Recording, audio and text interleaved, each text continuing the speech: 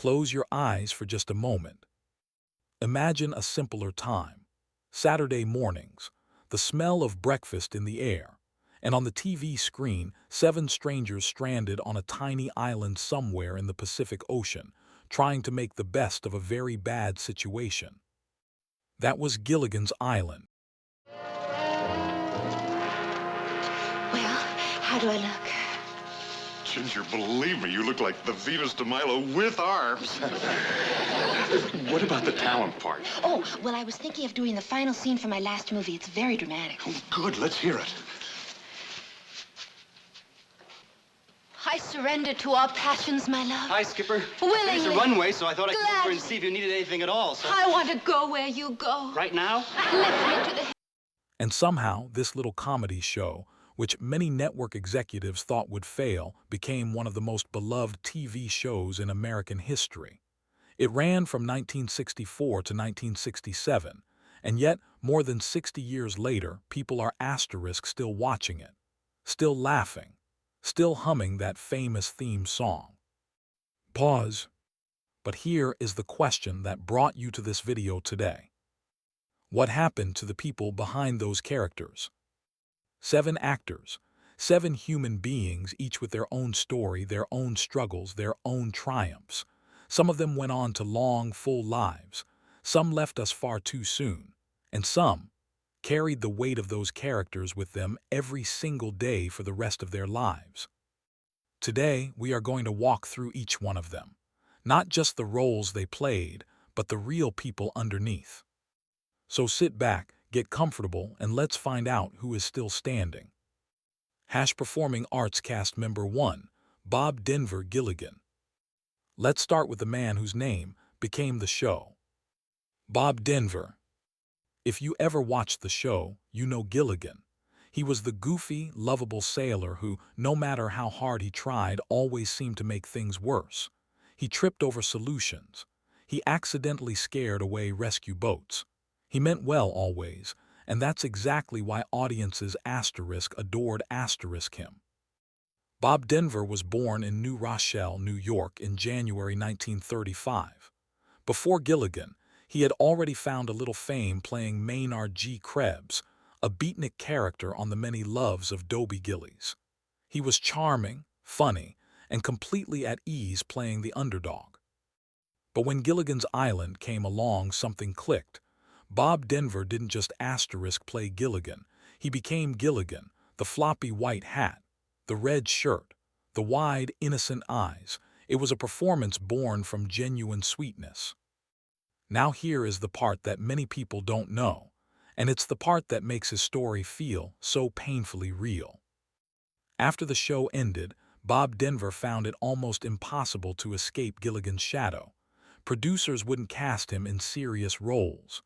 Audiences only wanted to see the bumbling sailor.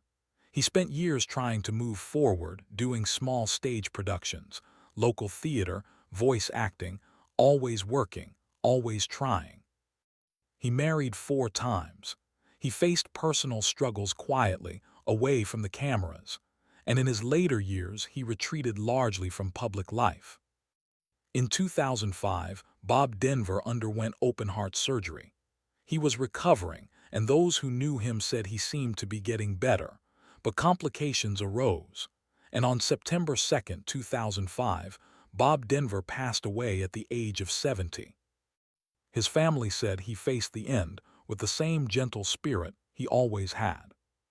He never played Gilligan with bitterness, and maybe, just maybe, that character really did reflect the best of who he was. Performing Arts Cast Member 2, Alan Hale Jr., the Skipper. Now you can't have Gilligan without the Skipper. Alan Hale Jr. played Jonas Grumby, better known simply as the Skipper, the big, booming, good-hearted captain of the ill-fated SS Minnow. He called Gilligan Little Buddy, and he said it with such warmth that you believed every time that he actually meant it. Alan Hale Jr. was born in Los Angeles in 1921, the son of a famous silent film actor, also named Alan Hale.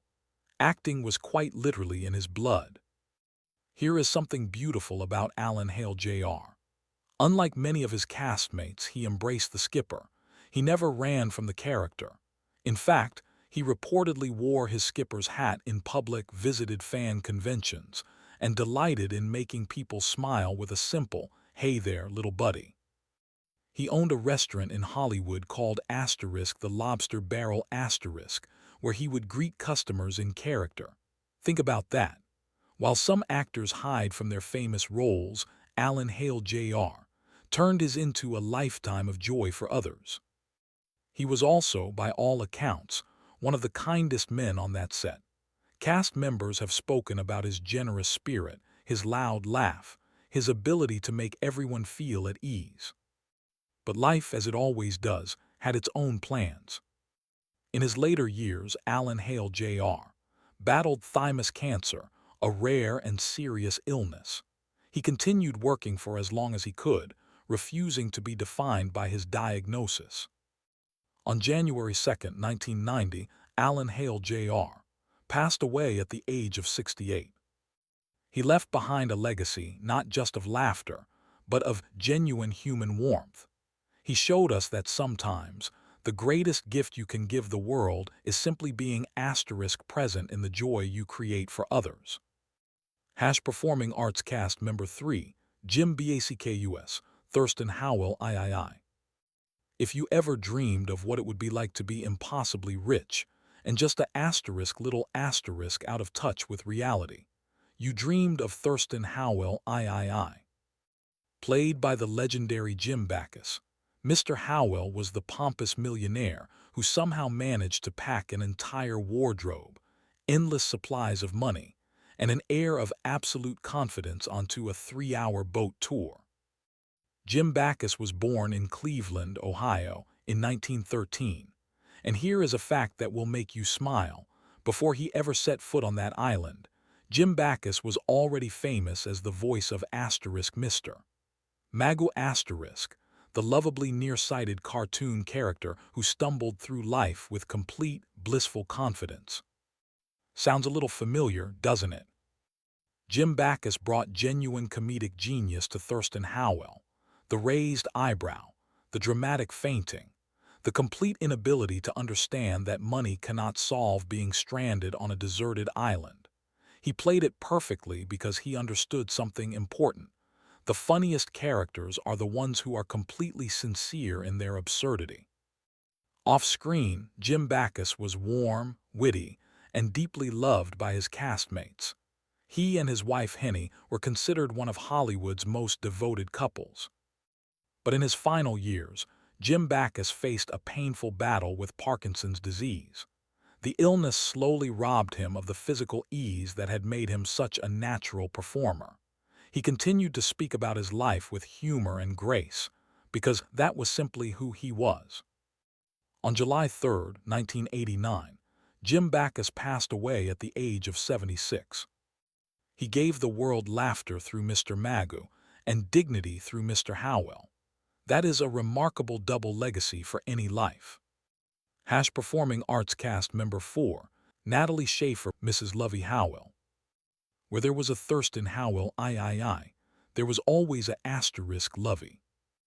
Natalie Schaefer played Eunice Lovey Howell, the elegant, pearls-wearing, perpetually surprised wife of the millionaire.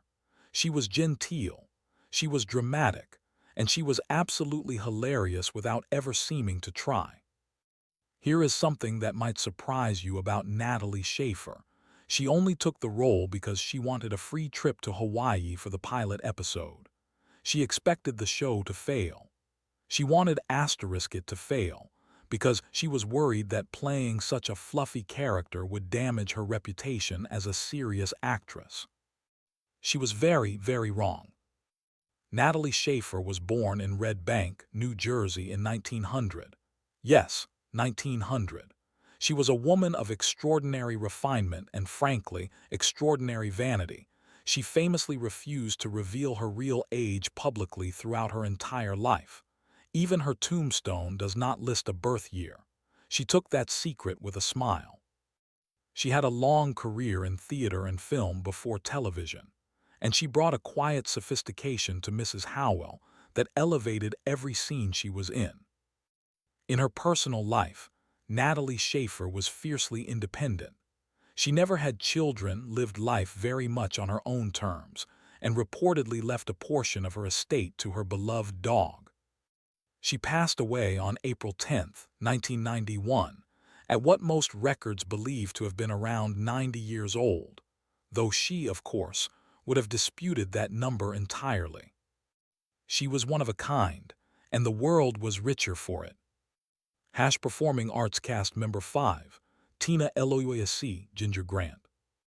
Now we come to perhaps the most complicated story of all, and one of the most powerful. Tina Louise played Ginger Grant, the glamorous Hollywood movie star who somehow ended up stranded on an island in a sparkling evening gown. Ginger was the fantasy figure of the show, beautiful, dramatic, always camera-ready. But Tina Louise, the real woman, was so much more than that. Born in New York City in 1934, Tina Louise had serious theatrical training and genuine dramatic ambitions. She had appeared on Broadway. She had studied the craft.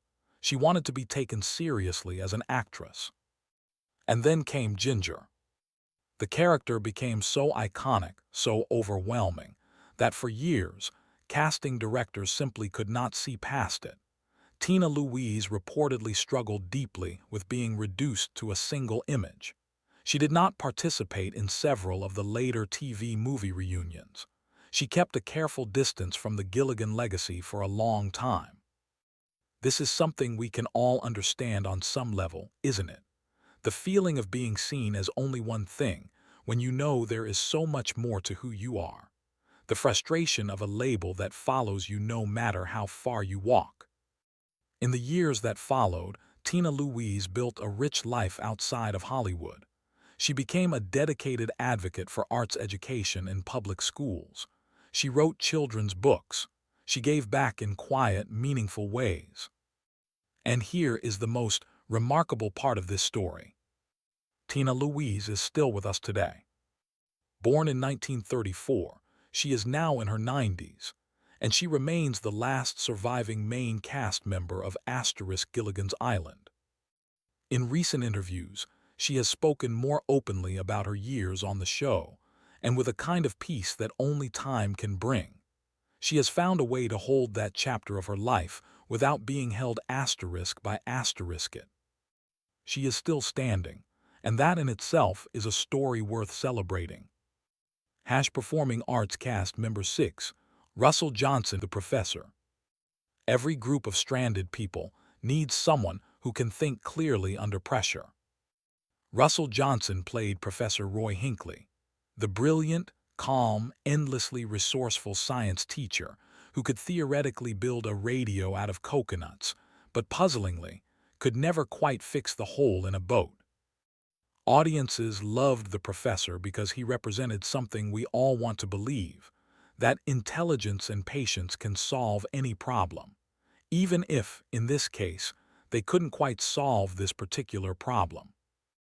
Russell Johnson was born in Ashley, Pennsylvania in 1924. Before Hollywood, he served in the United States Army Air Forces during World War II and was seriously wounded in combat. He flew dozens of missions. He received a Purple Heart. He was, in the truest sense, a man who had already faced real danger long before any film set. That quiet strength came through in every scene he played. Off-screen, Russell Johnson was known as thoughtful, well-read, and deeply kind. He wrote a memoir about his years on the show and his life beyond it with honesty and humor.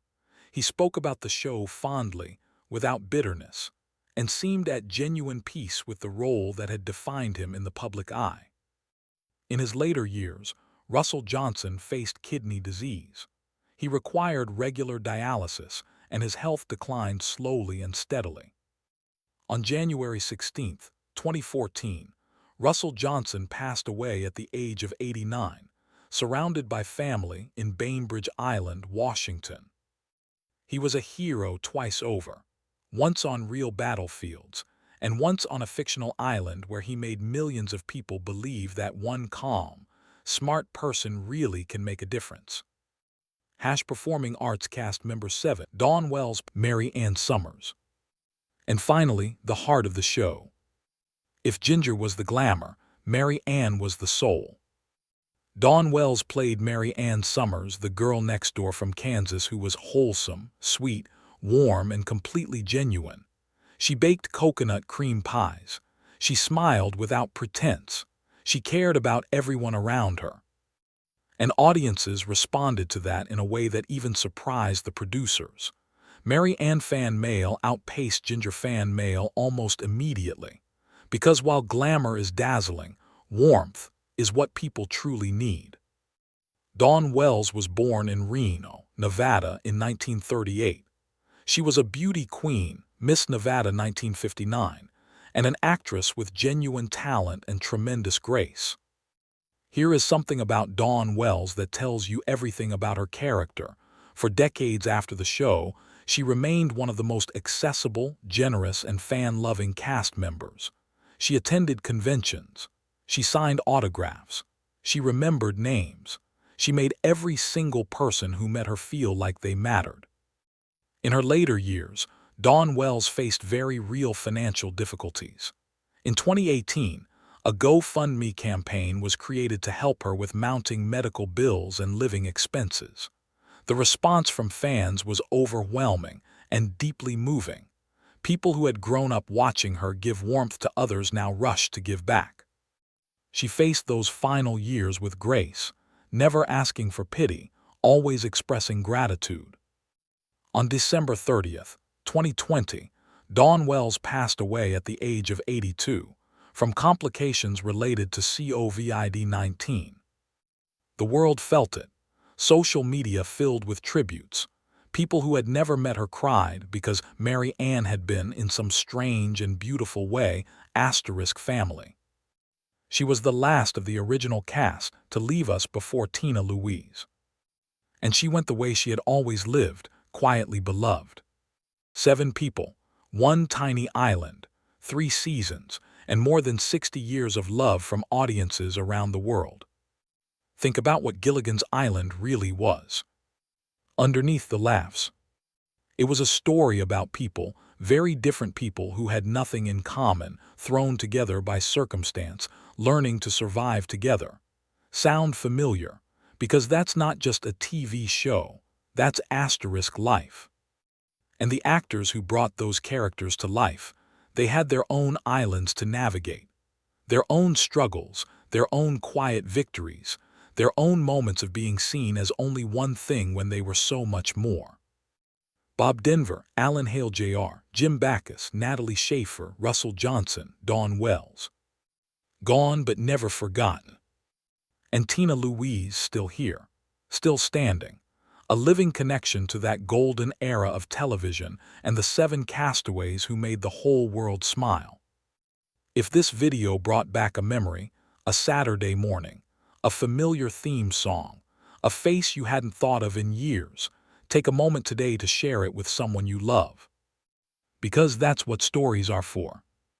They remind us that we are all, in some way, just castaways, trying to find our way home. Thank you for watching. If you enjoyed this, please like and subscribe and let us know in the comments. Were you a Ginger person or a Mary Ann person? We all know the answer, but we love hearing it.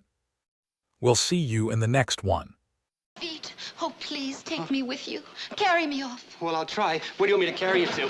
Gilligan, let me alone. She said to sweep her off and take her up into the heavens. Gilligan, can't you see we're trying to work? What is it you want? Well, I finished the runway, Skipper, so I thought I'd come All over right, and you want something else to do, is that it? Well, here, Gilligan, go get us some lobsters for lunch. Now get out! You don't have to yell. Yes, I do. Yes. Will you go?